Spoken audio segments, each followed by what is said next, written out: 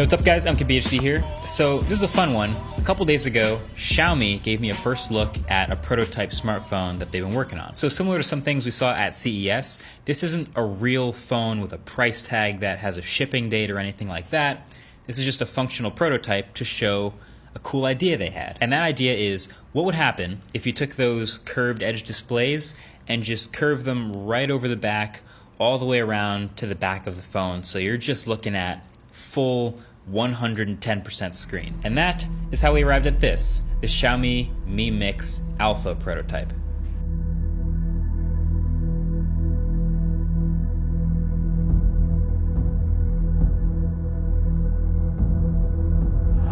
Also, before we get into it, shameless plug, the merch is now permanently back, so a lot of the stuff you can now just get whenever you want, which is awesome. Shop.mkbhd.com, first link below the like button. That's pretty sick. All right, let's get into the phone.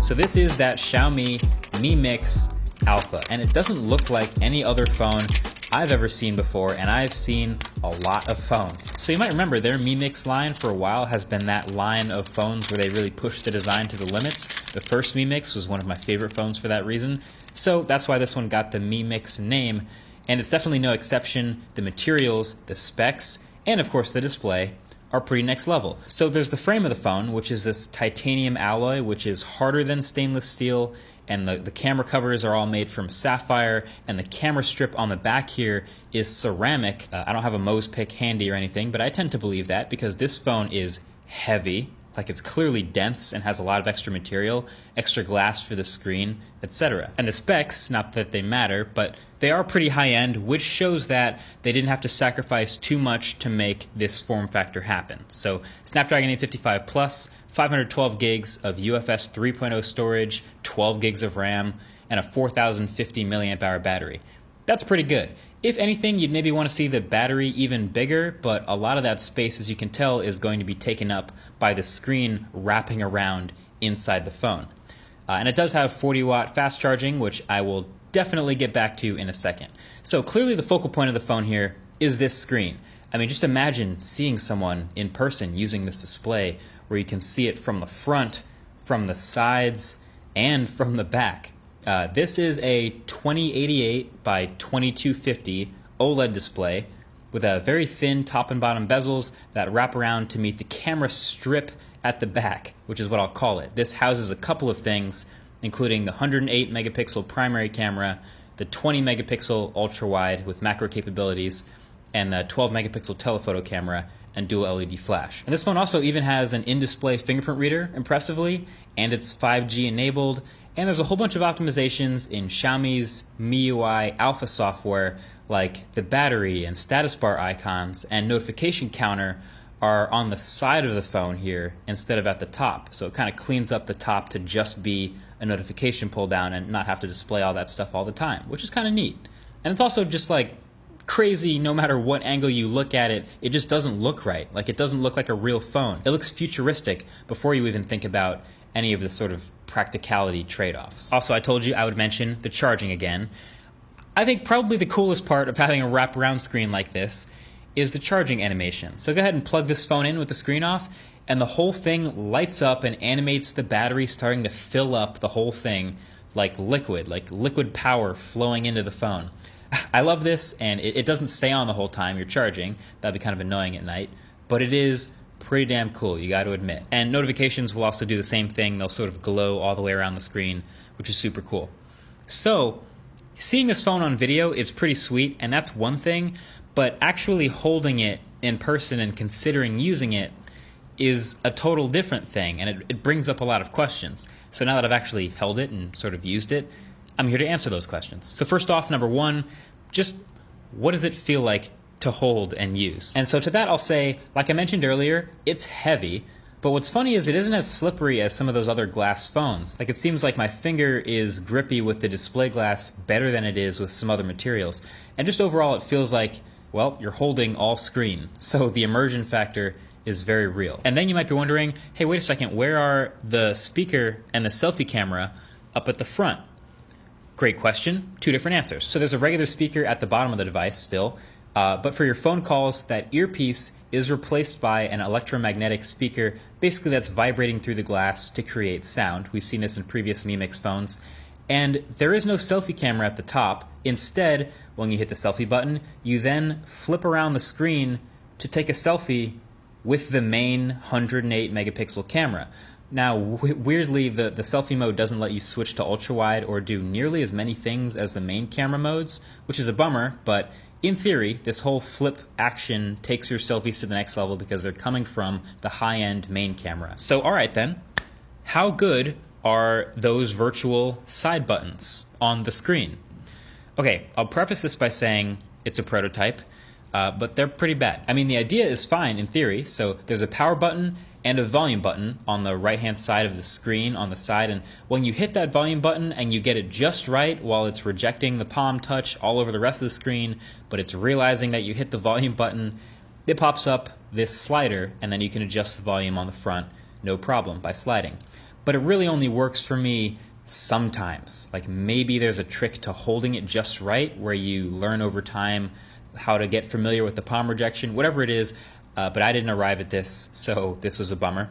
But then there's the power button on the side that literally just puts it to sleep. That one worked more often for me, which is nice. And there's also still a physical circular power button at the top of the phone for sleep-wake. That one always works, but it's also more of a reach since it's way up at the top of the phone. Okay, so how good is the palm rejection or recognition on a crazy screen like this? It's hit or miss, as you might expect. So Xiaomi dropped off a little info sheet with this phone, and on it they say they're using a combination of accelerometers, gyroscopes, pressure sensors, and software algorithms to be able to tell when you're holding it versus when you're actually using it and to properly do palm rejection. To me, this seems like the biggest challenge for a phone with a wraparound screen. There were definitely times that it impressively worked just fine, but I also, in tons of other times using the phone, had tons of accidental presses, not including that software volume button. So it's hit or miss, it's impressive when it works, but it's really annoying when it doesn't. And then, what's the back display even good for? What's the point?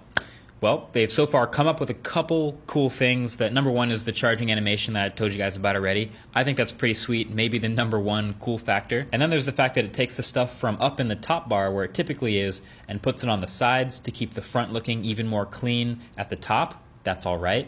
The camera viewfinder is also a legitimate benefit, so we've seen it before that using the main camera as your selfie camera typically gives you better selfies, so you still get that benefit. And then there's the special software mode where it detects when you flip over the phone and it activates this panel with some widgets that are a sort of a quick access type of thing. So there's a timer in there, the weather, stuff like that.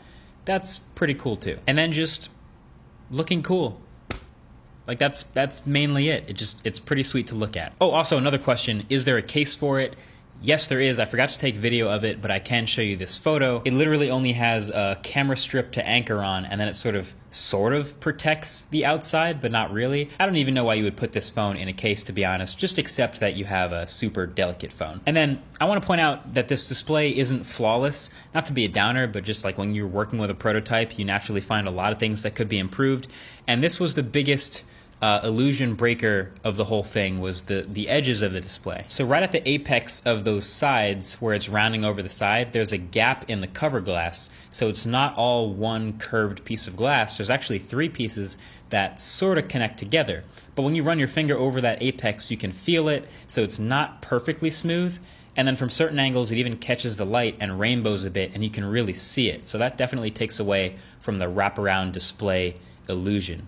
And there's also a fair bit of yellowing at the very edges that you can sometimes notice if you're looking for it. The camera doesn't pick it up as well as your eyes.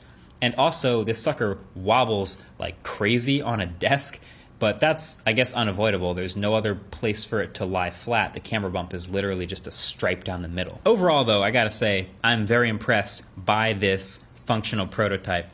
A lot of the numbers on paper, I don't know if I can really give them full credit. Like, they say it's a 180.6 screen to body ratio, but there's still bezels at the top and the bottom, 2.15 millimeters to be exact. So I don't know if just because you wrap it around the sides, you can say it's over 100% screen to body ratio.